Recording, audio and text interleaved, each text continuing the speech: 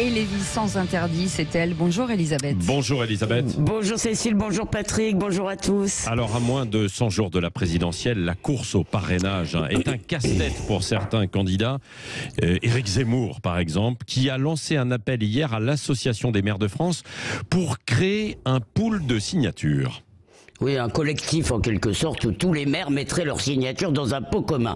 Bon, imaginez l'élection présidentielle sans Zemmour, sans Marine Le Pen, sans Mélenchon, mais avec Madame 4%, Anne Hidalgo, Christiane Taubira et Fabien Roussel, le patron du Parti communiste. Les électeurs, et j'espère les journalistes, hurleraient, et à raison, au déni de démocratie. Et au passage, la droite nationale ne serait pas représentée, alors que selon les sondages, elle représente un bon tiers du corps électoral.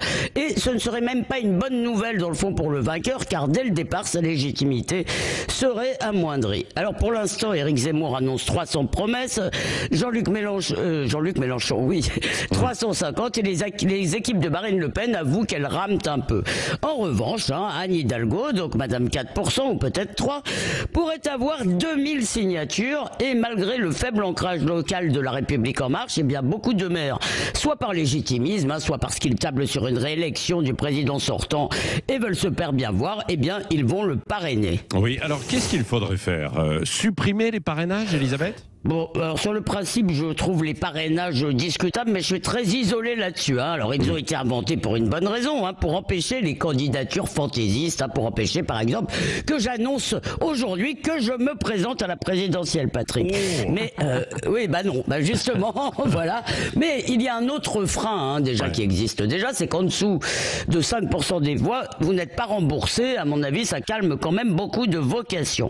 Vous n'êtes pas remboursé des frais que vous avez engagés et forcément vous en engagez. Bon, admettons qu'il faille une validation. Alors, beaucoup de gens voudraient des parrainages citoyens. Eh bien, alors là, je crois que ce serait un désastre parce que toutes les minorités organisées présenteraient des candidats et l'élection deviendrait le bal des identités. On n'a pas besoin de faire une préélection. Alors, le vrai problème, en fait, dans cette affaire de signature, vous le savez, c'est la transparence, c'est-à-dire les noms, la publication des noms des maires qui a été instaurée par François Hollande et qui soumet les maires à toutes sortes de pressions. Vous en avez interrogé déjà, Patrick. Autrement dit, la règle ne favorise pas seulement les grands partis, parce que la France Insoumise et le Rassemblement National sont des grands partis, mais les partis appartenant à ce que certains appellent le système, d'autres le cercle de la raison ou la bien-pensance. Bref, ça ne joue pas seulement ces signatures comme une garantie de sérieux des candidats, mais comme un filtre idéologique qui sélectionne les candidats convenables, et à la fin, si ça continue, on pourra choisir entre blanc bonnet et bonnet blanc. Alors vous savez,